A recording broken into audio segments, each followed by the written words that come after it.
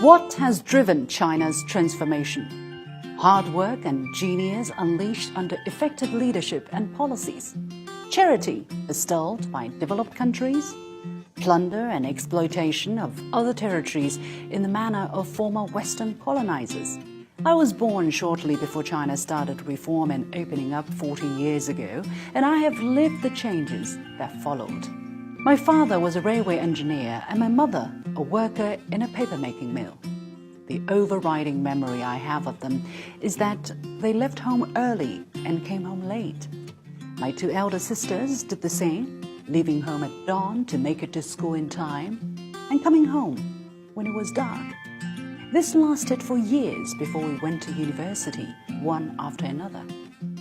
We've had separate lives ever since, pursuing our individual dreams. Basically, we were expanding our own worlds, and when hundreds of millions of Chinese people do the same at the same time, just like the expansion of the universe, you get to where we are pretty fast in today's China.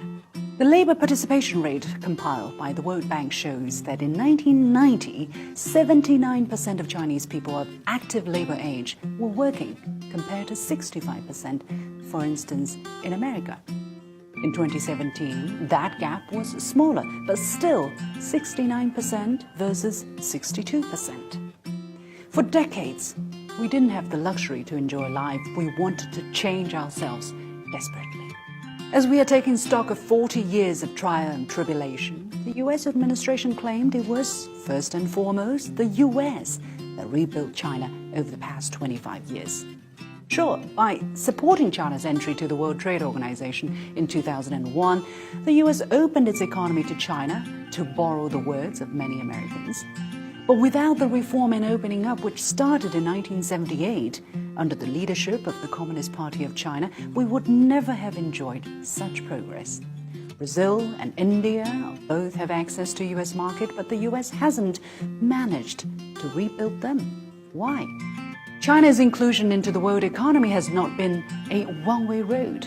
Again, borrowing a word from a U.S. administration official. Foreign companies, especially U.S. companies, capitalized tremendously on China's opening up. In 2017, Ford sold 4 million cars in China, 45% of its total sales.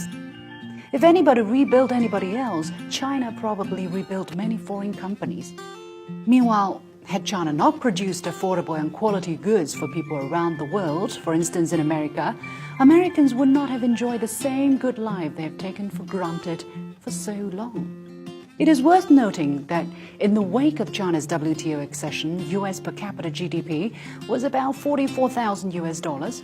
By the end of 2017, it rose to almost $53,000, an increase of roughly 20%. Over the same period, inflation-adjusted manufacturing sector output in the U.S. rose by more than 15%.